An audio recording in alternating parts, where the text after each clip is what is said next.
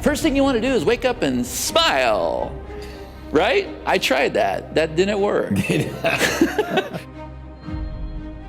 He said, my dad beat me, I'm beating you kids, and someday you'll beat your own.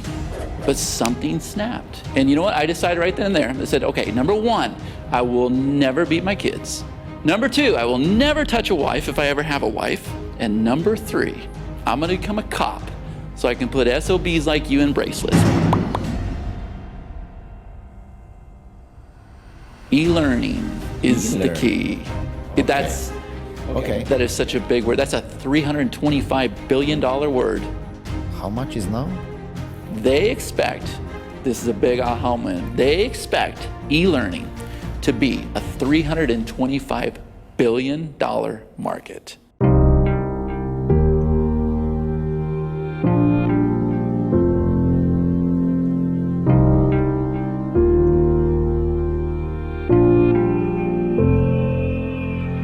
I feel the biggest pain when I see people who cannot find their place under the sun.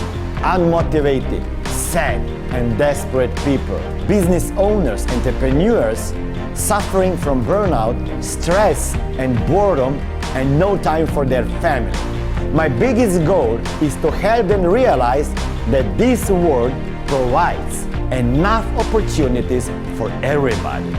I managed to help thousands of people, but I strongly believe that we can do so much more if we unite our knowledge and skills. And this is the reason I started doing interviews with the best visionaries and world changers. Their inspiring personal and success stories are a proof that everything is possible. All you have to do is listen and learn. Together, we can change our lives and the future of this world. Hi everybody, this is Warrior Family and I'm Smillion Mori. I'm sure you are all here because you want to create and live the life worth living, but in order to do this, we have to do something about it. And my goal within this show is to introduce to my guests their habits, their strategies, mind hacks, systems, belief systems that can help you create the life worth living. And today I have a special guest. His name is Chad Nicely.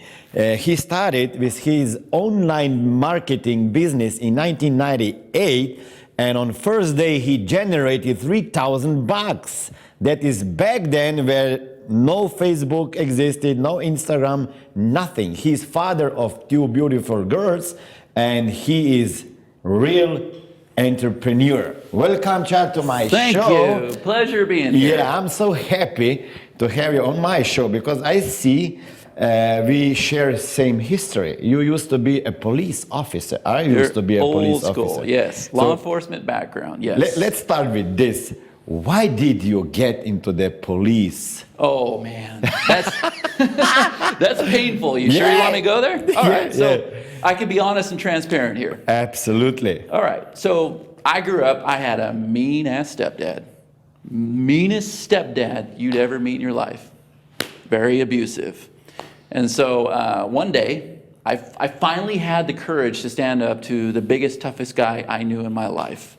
And he had a purple Pyrex mixing bowl. And he was getting ready to knock my brother out. We were in the garage. And I finally confronted him. I said, stop. Like, why are you doing us to these kids? Like, we're good kids.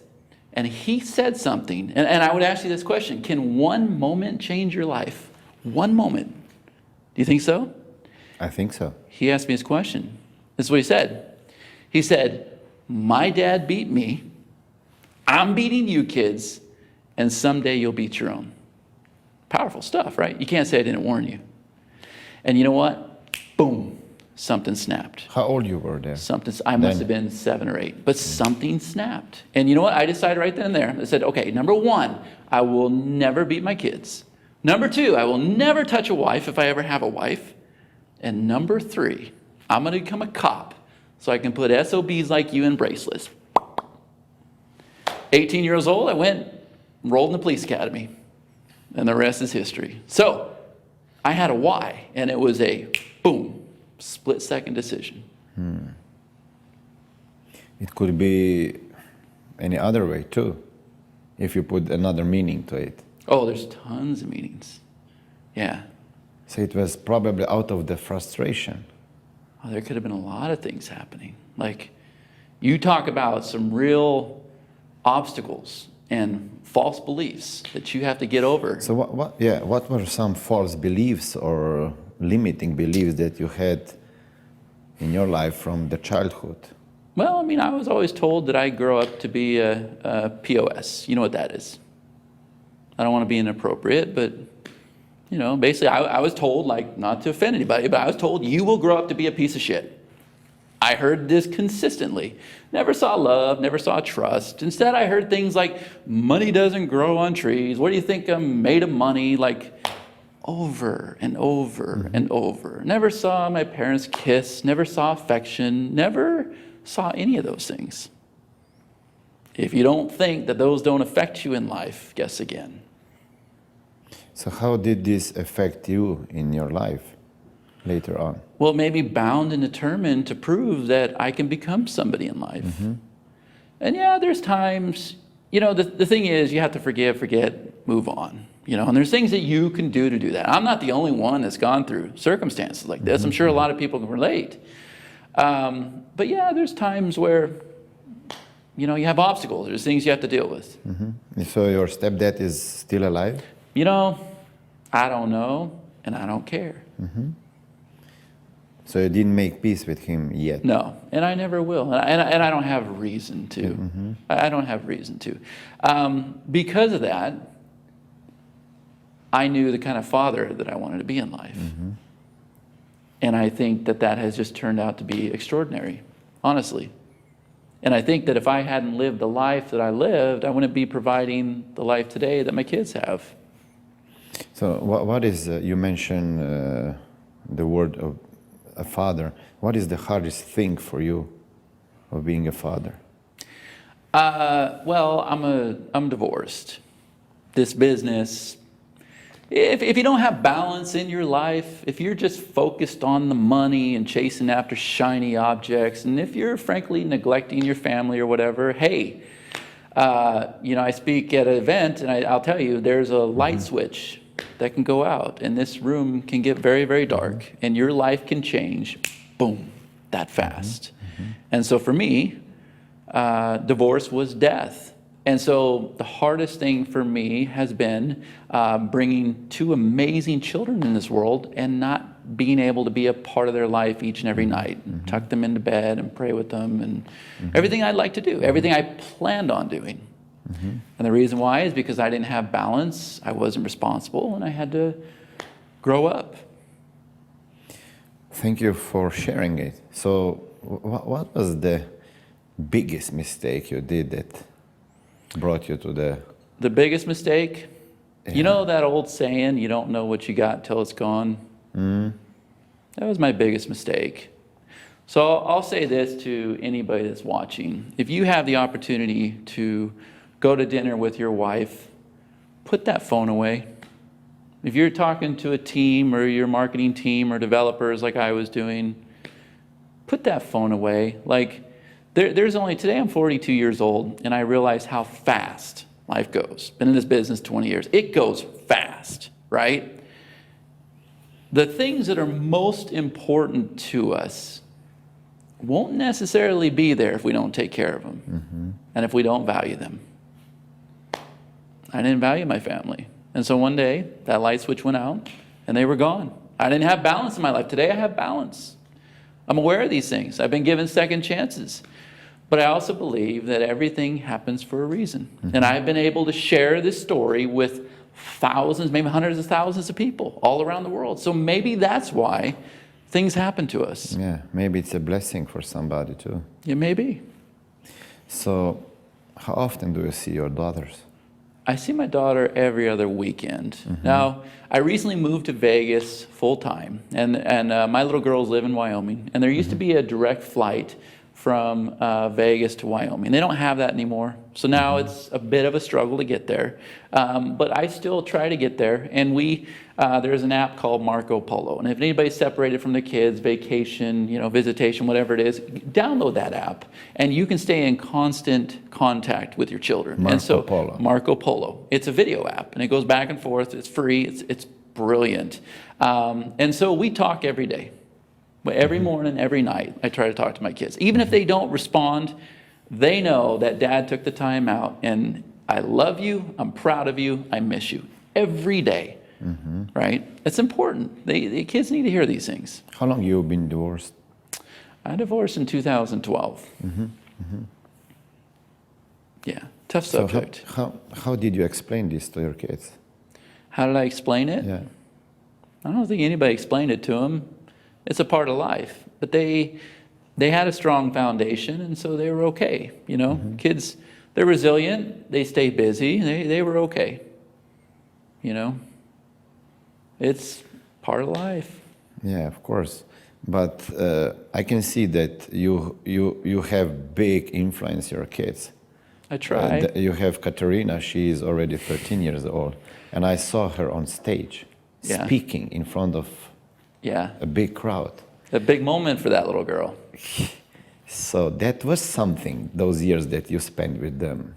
What did you do right? What did you do right?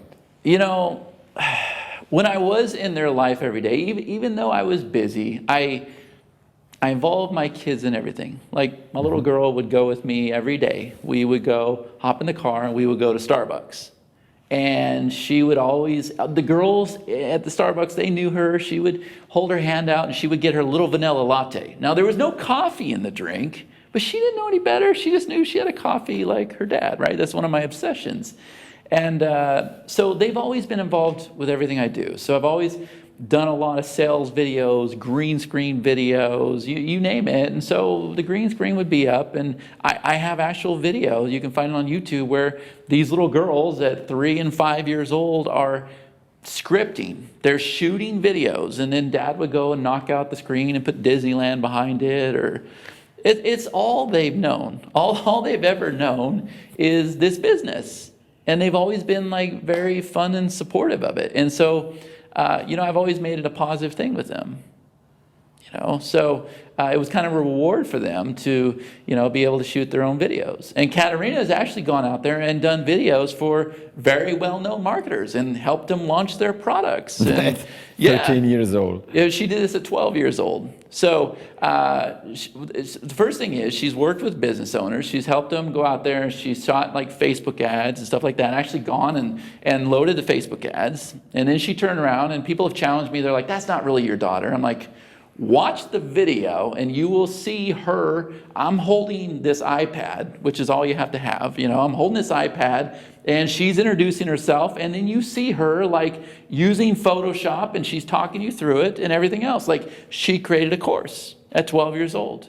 And so the next step was for her to get up on stage and talk about why she was able to do these things, why she was able to face her fear and actually go out there at 12 years old and be successful. She made $4,000 in a week. Now, to a lot of people, that may not be a lot of money, but I don't know about you. When I was 12 years old, I was playing G.I. Joes and Transformers in the sand. I wasn't building courses, and she's also done a webinar, and I wasn't doing, speaking on stage. So she is entrepreneurial. When she went up on stage, she said, I am a 12-year-old entrepreneur just like my dad was before me. And it was, I got to tell you, it was a big moment in my life. But you have to understand, and I think this is very important, and I try to teach my students this, we can definitely influence our kids. We can make such a massive difference in our kids' lives. My girls have a vision board. They know the cars they want to drive, the houses they want to live in, on the beach. Katerina wants to go to Harvard College. They know the countries they want to visit. They know who their mentors are. They see that all the time. So they constantly have that vision. They write down their goals every single day. On a scale of 1 to 10, they write down how they're feeling, right? And if we find out they're having a bad day, we go back and we look at that, right? They also write down 3 things that they're proud of themselves for the night before. These things make a difference. My girls are always hearing motivational videos. They're hearing from Les Brown, they're hearing from Tony Robbins, they're hearing from Denzel Washington, Matthew McConaughey. Like, I think everybody that wants to succeed in their business, the first thing they should do, don't go buy some CD or motivational set or something. Just go to YouTube, type in motivational videos, because they have taken the very best clips that exist and combine them all to where you just sit there and listen to the very best messages that can possibly hit your brain. And so my kids are consistently hearing these things. And the result, well, they're both introverts. But you can see Katerina, she has not let that stop her, has she? No. And she's gone out there and she's facing her fears. And that if you listen to the video, if you take the music out, you will hear Katerina, as I'm embracing her, say, Dad, I'm scared, I'm scared, I'm scared. I had to make a decision very quickly. I said, this can go one of 2 ways. This could be very, very bad. If that little girl tears up and runs off the stage, that's my event, I'm going to look like a horrible father. Or she can face her fear, win over everybody's heart, and do what I believe she was born to do, which is the choice she made. And she absolutely rocked it. And even though she started out with, I'm scared, I'm scared, I'm scared, when she came off that stage, she ran to me in the back of the room and she said, Dad, I want to do it again. And so I said, baby, go up there and announce the next speaker. It's unbelievable. It is. And you know what? It was not that hard. Like, you have to encourage your kids. And I think some of the music, some of the movies, some of the imagery that's out there today is very, very damaging. I'm learning a lot about energy and mindset and things that I was not open to before. I'm completely open to, and I'm going, whoa, there's something to all this. What legacy would you like to put down to your kids? What legacy? You know, I don't expect anything of them. I don't know if this is the future for Katerina. I will be supportive of whatever they choose to do. But what I want them to have is, I want them to have the confidence. I don't want them to have issues like I had. I don't want them to feel like they're not worthy. And I just want them to know that they can go out there and they can make a difference in the world, and they can do anything once they set their heart to it. And I really believe that they have the foundation to do it. And you know what? They're going to get their heart broke. Like Katerina, she's going to have a boyfriend. I know she's going to have her heart broke. She's going to have to go through life. It's going to hurt. Seeing my baby hurt. Yeah, it's going to hurt me. But you know what? That's how life's supposed to be. That's how we get to the next level. That's why things happen. Wow. I have to show the video to my kids. Yeah, absolutely. And this was where she got uncomfortable. After she came off that stage, everybody wanted to get their picture with her. That was too polarizing for her. That made her very uncomfortable. She's like, Dad, I don't want to be a star or anything like. That's the part I didn't like. She was good speaking, but when everybody embraced her, that's where she got uncomfortable. But so many adults came to her and said, I relate to you better than I do your dad. And I realized, wow, that little girl has the ability to go out there and really transform lives. Unbelievable. So let's talk about what happened before you quit your police officer job. Well, I went to the academy, I got post-certified and everything else, and it didn't seem like you serve a purpose. Do you know what I mean? Like, the way I started seeing law enforcement is you become a social worker, right? And so you get like a domestic call, you go hook the guy up, put him in bracelets, put him in jail, she bails him out, and then he beats her up again the next day. Like, you're not serving a purpose. You're just stuck in a hamster wheel. Do you know what I mean? Like, and Absolutely. Can relate. yes, and I've been stuck in that hamster wheel, not only in that, but so many, even in this business. And it gets to the point where you realize the money's nice. If you, look, I'll be honest, if you take the money out of the equation, I'm gone. You got to have the money. It can't all be about the money. Like, if you're not making a difference, I would do something else. Because I can make money doing other things. I can work behind the scenes and make money. But when you're an influencer, you have the ability and the responsibility to make a difference in people's lives. It blows me away that we're able to do that with this business. So how did you get into the business?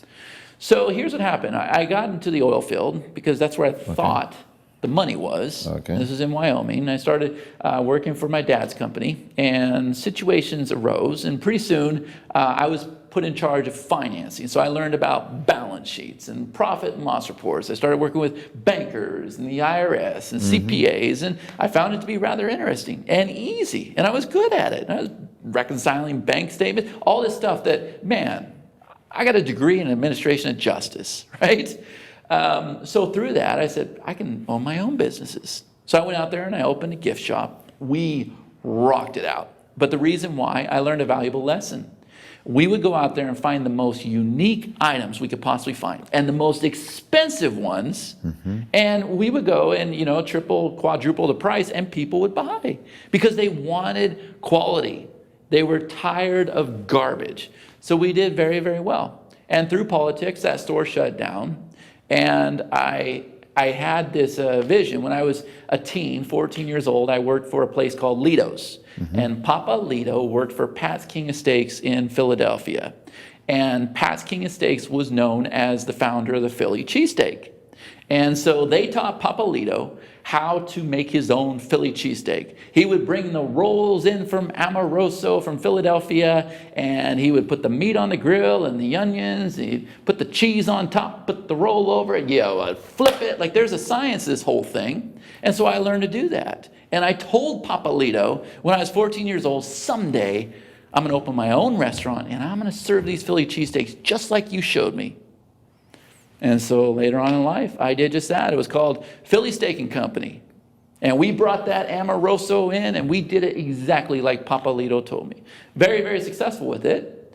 And then I found that I had a dire, just an obsession with coffee. I love coffee. There was no Starbucks. There was no little latte houses or coffee houses. So I said, man, I'm going to open my own coffee shop. And so we did coffee, espresso, gelato, 20-foot salad bar, and all these other things. But then there was a problem. You see, this was Wyoming.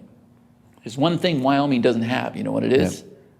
What? People. Like Slovenia. So if you're going to own all these businesses, you need to have people.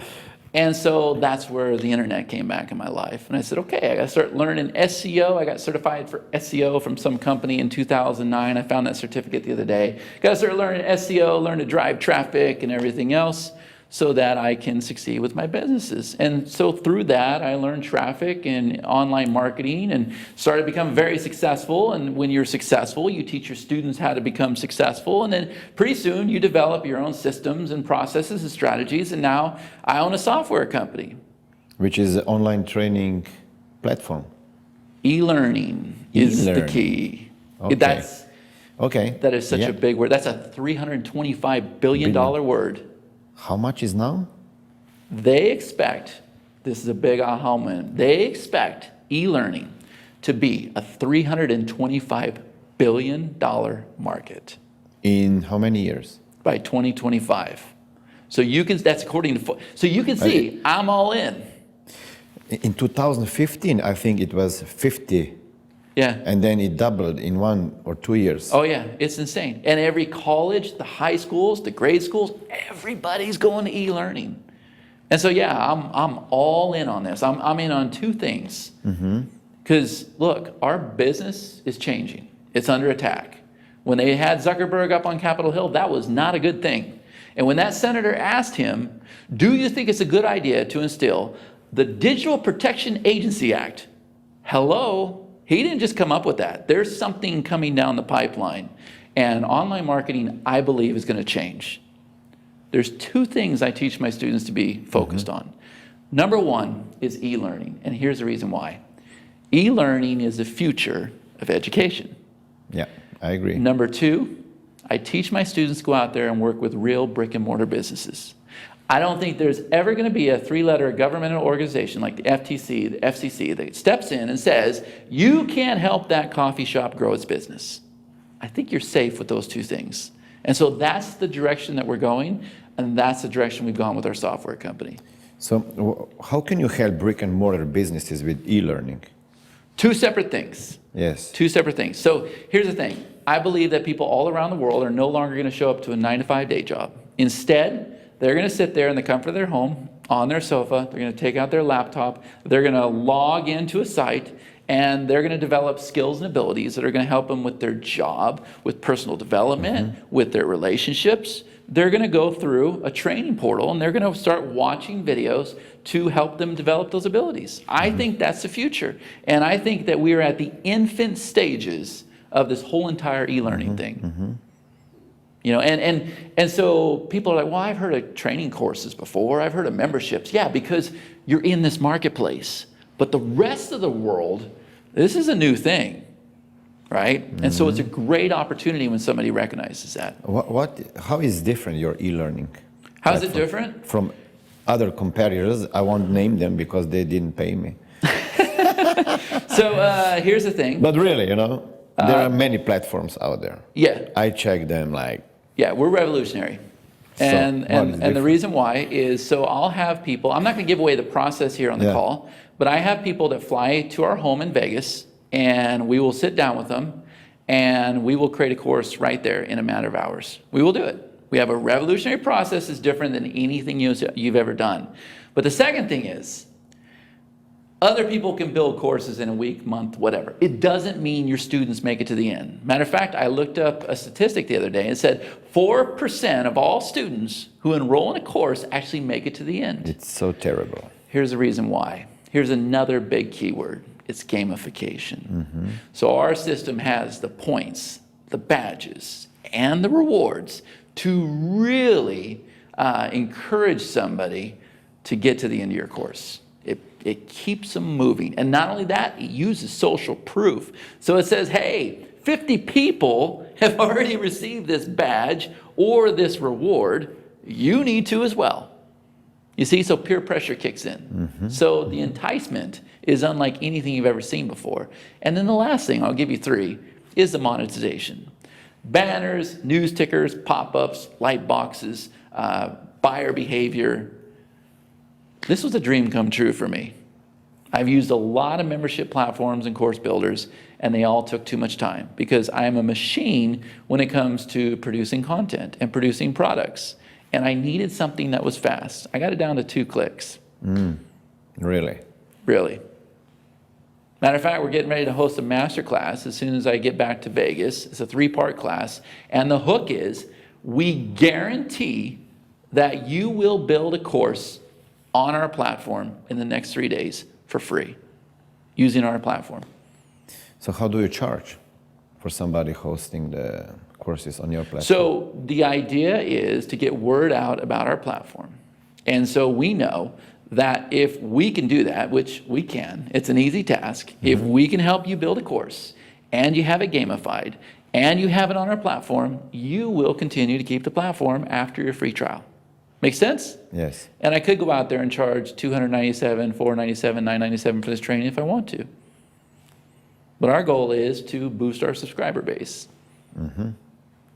So how long you are now in the e-learning business? How long? Yeah. So we started building that in 2014. 2014. Yeah. Wow. What was the hardest thing to start this business? For the e-learning business, Yeah. what was the hardest thing? It wasn't hard. You know why? Here's another light bulb moment. We did something that I've never seen before. And so here's what happens. When people start a business, they have an idea and they go create the idea, and then they find partners to help them launch or sell it. And then you pretty much shove it down your customer's throat, if you think about it. So we did something different. And what we did was we found our potential customers and we asked them, what would you like to see in this e-learning platform? And so they told us. So there was nothing real complicated because we already had the roadmap. But by doing that, this is what I didn't know would happen. We created the strongest community. It was almost like a cult. And we involved them in every step of the process. So if we had a new idea, we would go do an online meeting or a webinar and ask our potential customers, what do you think of this idea? And by doing that, they kind of take ownership. They love it. And so the day that that product becomes available, you've already pre-sold it for the last 6 months or so. And so you're able to open up with monster sales. 250,000, I think, is what we did. And so now your potential partners see that and they go, wow, this just opened up day one. You got monster sales. I want to go and promote this. So you actually help speakers, coaches build a course. You're not just hosting their course on your e-learning platform, but you help them build a course. Yeah, this is different that I know from other companies. Yeah, because what do people want, man? They want you to hold their hand and take the responsibility off them and put it on your shoulders. And when you can do that, you'll be very successful. How many employees you have? Well, we have 14 developers all around the world. We have a graphics team, we have a support team, and then we have admin. So quite a bit. So how do you manage the business? Well, I got an amazing partner that when you have a partner, make sure your strengths are opposite. Okay. So everything that's my strength that I'm good at is her weakness.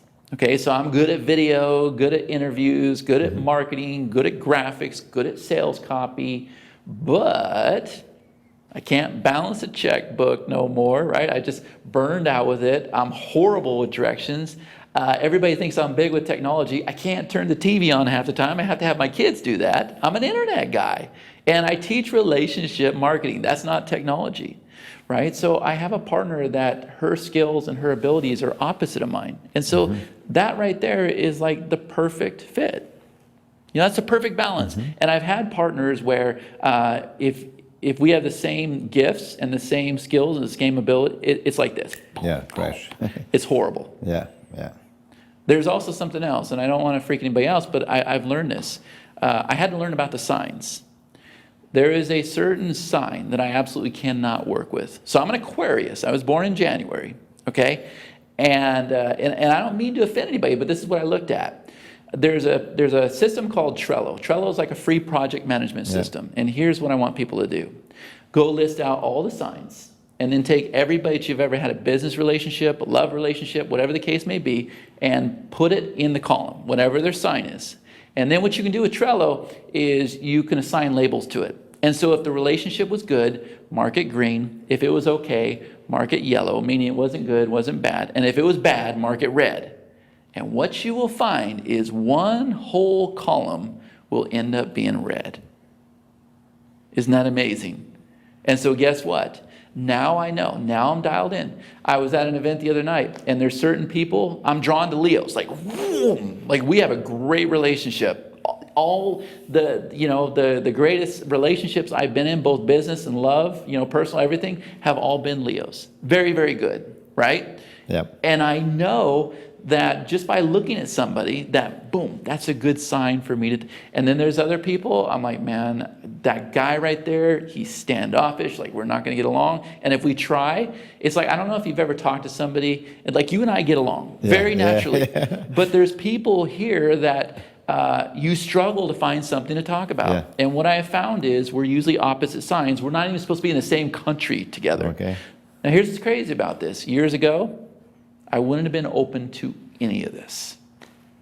I've learned so much. And I think the turning point for me when I became open-minded was after I went through a divorce, lost everything in life, and realized what was important. Right. How did you gamify your kids? How did I gamify my kids? Well, since you put it that way, yeah, so let me give you an example. I would like to gamify them about their course, chores, how do you say? Yeah. Everyday routine they have to do in the morning. And you can. So my daughter needed $300, $350 for her cheerleading boot camp. Now, okay, $300, I would have given it to her no matter what. I got to support what she does, her passions. And I said, okay, baby, I'll tell you what. I'll give you the money, but here's what I need you to do. Dad's got to do a presentation this Monday. If you'll help me with the presentation, I'll pay you. What do you want me to do, Dad? Well, there's this book called Think and Grow Rich, and I got to find the top 10 pointers out of that book, and I got to make a presentation. So if you'll read that book, put together a little report of the top 10 pointers, so I can put it in my presentation. See, that way she's a hero to her dad, right? Then I will pay you. I didn't just give it to you, you worked for it, right? Yeah. See how easy it was?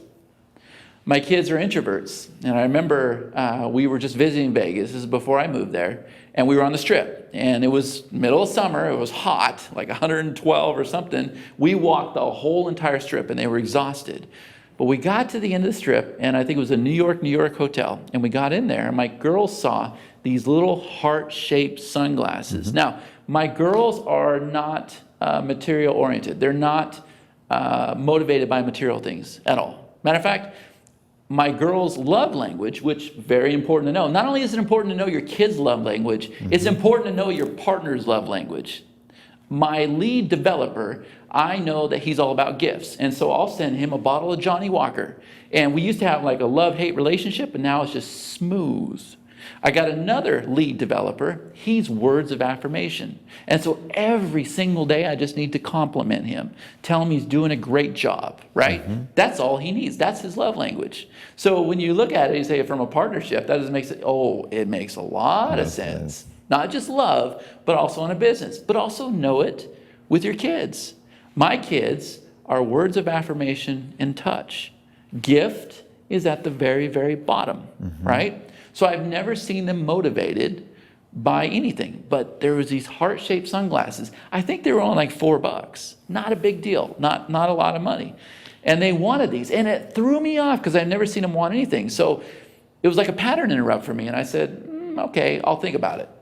And so I made them walk all the way back. We eventually picked up an Uber because it was too hot, too long. And we got back to the hotel, and all I heard about were these stupid heart-shaped sunglasses. I heard about it all night. They didn't want to sleep. I said, okay, I'll tell you what, girls. We will get up early, walk that Strip again, we'll go get it. They were so excited with these glasses, right? And so the next morning, I don't think they slept. It was like Christmas for them the next day. The next morning, we got up really early. They went, jumped in the shower. I've never seen them shower so fast, had their teeth brushed, and we hit the Strip. And I said, girls, and Katerina goes, oh, I knew it. Here we go. Like she knew something was coming. I said, all right, we're going to go to that hotel again. I will buy you as many of those glasses as you want. You can get a backup pair, whatever you want to do, but there's a catch. And my little one goes, I knew it. Like it was too good to be true. Like they knew Dad was going to do something. Yeah. I said, here's what we're going to do.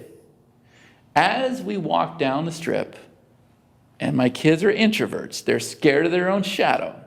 I said, I want you to greet 100 people. And the catch is, it doesn't count unless they greet you back. Now, I saw these little girls go from like a little wave to high to eventually offering to carry people's bags, complimenting people, like they came to life. But here's what I know. When you watch Katerina on stage, she'll tell you about this whole experience and how her dad has been doing this with them. And she told me something that absolutely blew me away that I've never heard before. She goes, what I didn't realize was this was a social experiment. And I heard her say that, and I really tuned in. And she said, what we learned was, and these little girls are out there in the little church dresses, cute as can be, right? She goes, what we learned was none of the white people wanted to stop and talk to us. Only the minorities stop and talk to us. And you know what? The thing is, I didn't even realize that at the time. I was just so proud that they were coming out of their shell. And so they did it. They greeted 100 people. Those people greeted them back. And you know what? My kids were happy. And it's like, it wasn't that they were happy because they got the glasses. They were happy because they saw the response from people. They saw the love from people. And if we hadn't done that little experiment, they would not have said hi to anybody. And it made a difference. It opened them up. That one experiment opened them up. There's so much you can do with your kids. You just got to be creative. Yeah. And you have to create some time and space. My kids, my significant other, today, they are my whys in life. And I do not want that light switch to go off. And it requires balance. How do you structure your day? How do I structure my day? Well, you know, I was at a mastermind recently, and he said, first thing you want to do is wake up and smile, right? I tried that. That didn't work. You know, sometimes you wake up with worries, or you wake up in a bad mood. And so then they said, what you want to do is put a smiley face on the ceiling. So the first thing you think of is a smile. Now, I never went to that degree. I suppose it could work. But there's times I don't want to get out of bed. I've heard the 5 seconds rule, you know, count backwards and launch yourself. That didn't work for me either, because I'm a creature of habit. And so if I don't, it didn't work for me. I'm sure it works for a lot of people. What has worked for me, and I have worries like anybody else, and I miss my kids, and you know, what has worked for me is when I have no motivation, I will take out my phone. I don't jump on Facebook. I don't jump on Skype. I type in motivational videos. I do. And I will listen for 20 minutes or so. And then for whatever reason, I am ready to get out there and conquer the world. If I had doubts, if I had something I was struggling with mentally, if my mindset wasn't there, if I'm discouraged the way a project's going, that little 20 minutes, 15 minutes, whatever, it does so much for you.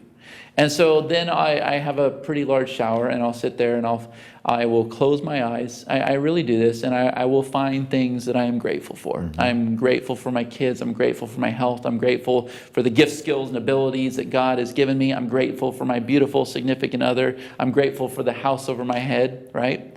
And then I will command ease, peace, love, kindness, health, wealth, success. I will command that, the universe or God or whatever you want to say. And the reason why is because I was working with like an energy doctor who was really helping me get my energy levels back where they need to be. And he said, you don't understand the power of commandments. If you want to have safety in your life, you command that over and over and over and over until it sets in. Now, years ago, I just said, no, this stuff's not real. Today, I will tell you, since I started, and you saw it in my phone, since I started commanding ease, peace, love, health, success, wealth, and there's one other one, grace is the other one. Since I started commanding those things, there's like a stillness in my life. Like things have slowed down. I feel like I'm able to breathe better. I feel like where there could be confrontations with people, it's not the case right now. There's just like a be still. I can't explain some of the things that I'm experiencing because I'm open to those things. And I wasn't open before. And because I wasn't open before, I think that's why I went through some of the pain, trials, and tribulations in my life. Do we really need some pain to go through to be able to change? Here's the thing. We can talk about this till we're blue in our, till we're blue in the face. But until somebody actually experiences it for themselves. You know, I've got friends that I've known for 20 years. I lost a dear friend the other day. I don't know what happened, but my ex sent me a message in Facebook, and it was, I'm 42, this girl was 39. It was her obituary.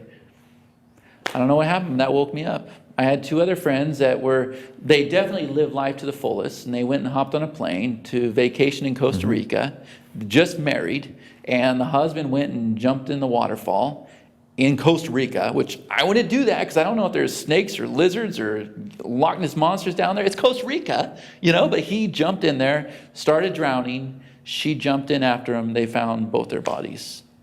Boom, that fast. Those things have an effect on you. Losing a loved one, going through a divorce. We can talk about these things, but until people experience them, they really can't embrace them. And I think it was Denzel Washington that said it best. Or maybe, you know who it was? It was Will Smith. And he says that God puts the greatest things in our life behind fear, turmoil, stress, hurt, all of those things. There's a reward waiting if we can get through it. You mentioned divorce again. How painful it was. Divorce? Yeah. Divorce was death. You know, and I don't mean this, I don't mean to offend anybody, but there's times I wish my ex-wife had died.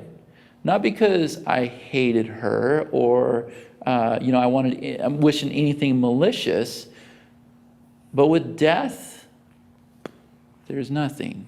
There's nothing you can do. But when somebody you love is still there, you drive yourself crazy saying, if I could only say the right thing, if I could only do the right thing, I think this right here, I think if I send roses, like that's going to do all the tricks. And I will tell you this much, and today I can talk about this, and I've shared this story. The mistake that we made is we were still very much in love when we divorced. It was a very premature, selfish decision on our part. We should have stuck it out. You know, that was a big mistake. So yeah, for me, divorce was death. Now I'm okay. I'm past it. I'm in an amazing relationship with somebody who understands my business. We're very much in love, and I'm in a good place. But I'm just saying, like, watch your words. Your words can do a lot of hurt in somebody's life. And when you toy with words like divorce or anything like that, like, be careful what you wish for. And I know a lot of people that use words to get attention. I've been guilty of that as well. And sometimes it doesn't get you attention, but it backfires. And it gets you what you dread most. And that's what happened to me. I toyed with the word divorce, and that's what ended up happening. We both said it on the day we signed our divorce papers. We divorced by default. We didn't know what else to do. Still very much in love. Didn't know what else to do. We were in limbo at that place. You didn't seek outside help? I honestly don't remember. I blocked a lot of it. Would you change something? No. I'm grateful that I got my two beautiful little girls. I'm doing the best I can as a dad. I don't think I would change anything. It's given me meaning in life. And look at all the people we're reaching right now with this story. Yeah. I think that we, you know, the question was asked, and you heard the same question, do you save that one life, or do you save many lives? And I think these stories happen so that we can save many lives. I think that's why God does this to us. And it's amazing to me that he can take something like internet marketing, right, or online marketing, or software platforms, or whatever, and literally transform lives with our message. Let's talk about business a little bit. How your clients find clients? How do our clients find clients? So right now, Facebook is a great lead generation tool. And we have Facebook ads out there running and everything, but we also get a massive amount of leads from Facebook groups. If your group is active, and this is something we're very, very good at, and we can really monetize groups. I can make more money with a group than I can an email list. Then Facebook will reward you, and they'll keep sending people if they see that your group is active, right? Yeah. How do you keep your group active? Consistency and discipline, right? Denzel Washington said it best. If you guys want to watch the greatest motivational video of all time, look up Denzel Washington. And he said, on the goal to achievement, you got to have two things. Number one is discipline, and number two is consistency. I've never heard anything greater. That goes with any business. With the Facebook group, be consistent. And one of the ways we do that is we post a lot, we comment, and we go live a lot. And I got to tell you something, with a lot of the things that I've gone through in life, I need my members. It is a reward for me to be able to engage with my members. I love it. But you also have to know my love language, which is words of affirmation. Things I didn't hear as a kid, I'm able to hear from my members. And so I need them. How difficult is for you to change somebody's mindset that want to start a business and they're afraid to start a business? So is it difficult to change somebody's mindset, or no? I think if you lead by example, Yeah. it's the best way to do it. There's a lot of people. What are some of the common limiting beliefs of wannabe entrepreneurs that you meet? A lot of people, and that's why they're here at this event, a lot of people struggle with some of the false beliefs they've received from their parents, a loved one. Spouses can be very dangerous, right? Yeah. And you know, I know the common response is, well, this time it's going to work, right? They give themselves false. Like, that can be very, very dangerous. Like, people that don't have supporting spouses, like, I hardly ever see them make it. It's usually my story. Like, you're divorced and then you're like, you know what? I'm going to go out there and prove to her I can make it. Because now you're on your own. And you're not hearing that negativity all the time, right? But like I said, my parents, I had to overcome that. And I haven't got the help that I should get. But my parents always told me money doesn't grow on trees. We're not made of money. I'd ask for a box of Captain Crunch and no, it's too expensive. It seems like we had same parents. Yeah, and that's hard. That's hard. So to this day, you know, there's things I'll watch on the menu and I'll be like, that's $3 extra. Even though I work really hard, there's times that I don't take a lunch because I'm so busy, and then it gets to nighttime and there's times that I'm guilty to spend an extra $3 on myself. Like, think about how broken that is.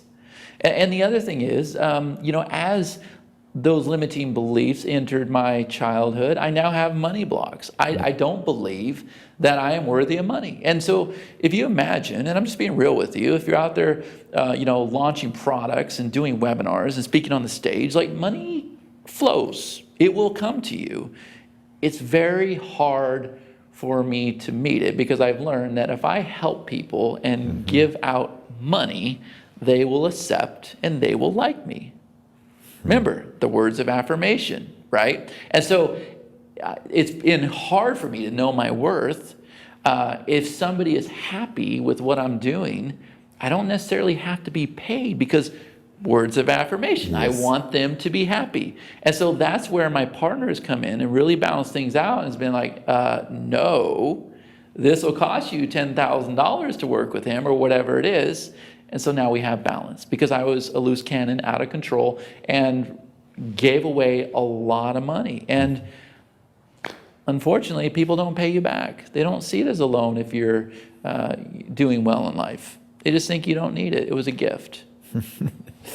Can you recommend one book or few books that changed your life? You mentioned Think and Grow Rich. Think and Grow Rich. You know, if I can be honest with you, I have a hard time reading. I open a book and I read the chapter and a thought pops in my head. So then I got to read the chapter again and a thought pops in my head over ADD? and over How do you and over. Yeah, I've gone to doctors and Yeah. he says you're very hyperactive in the brain. That's why you don't sleep. You got ideas that pop up all the time and everything. You're very active. So if I told you that I have never ever made it through a whole book ever, I've pretty much been self-taught. I was lucky if I got C's in school. Most of the time I hung out in the D zone, right? I went to school to be a cop. Like, I don't have a degree in marketing or any of these things, not business. I was self-taught. The one book that I listened to, audiobook, that changed my life was The Love Languages. It changed everything for me. My kids, my partners, my lover, everything. So you don't like to read, you like to listen. watch videos. You I can would watch love to read. I feel like I have a responsibility to tell people to read, including my kids.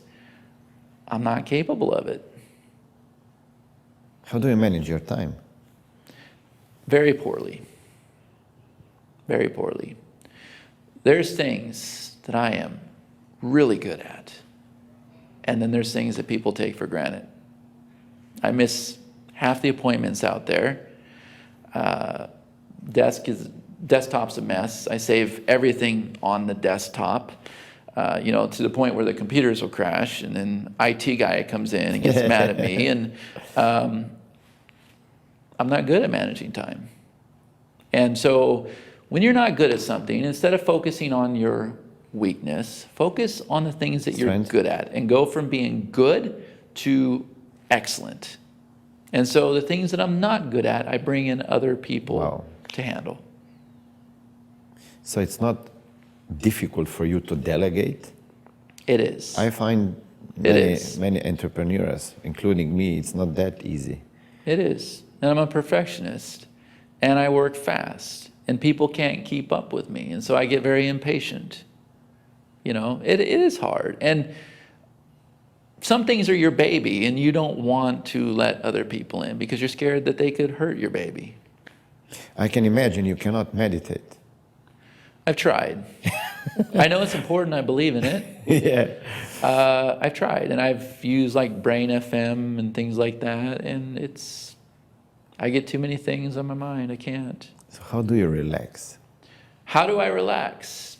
I spend time with my loved one. Mm-hmm. I spend time with my kids. Other than that, I sleep at night. I try to go to bed at 10 o'clock and be up at 7 and in the gym, but it's not always possible. Like, there's a lot of sleepless nights. How many times do you go to the gym? Well, we try to go 5 days a week, but, like anything, there's so much BS out there. Like, if I can just be real with you, it's a struggle. I don't care what anybody says. I don't particularly enjoy the gym. I enjoy the results that I receive from the gym. It's not fun for me. I've done it since I was 20 years old. I was picked on in school.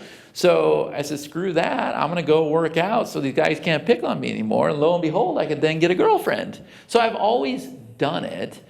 But to be consistent with it, like anything else, you're going to fall off the bandwagon.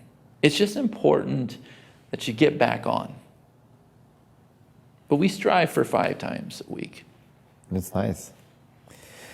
I have a last question. If you don't have anything to add. Is there anything I didn't ask you? We could be here for an hour more. You think so? Yeah. I just want you to know, it doesn't matter how pretty things look sometimes.